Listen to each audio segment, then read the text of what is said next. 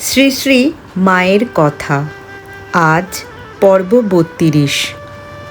কত আর মনের সঙ্গে লড়াই করা যায়। এক বাসনা যাচ্ছে তো অন্য বাসনা উঠছে। এই প্রসঙ্গে শ্রী শ্রী মা বলেছেন, যতক্ষণ আমি রয়েছে ততক্ষণ বাসনা তো থাকবেই, তিনিই রক্ষা করবেন।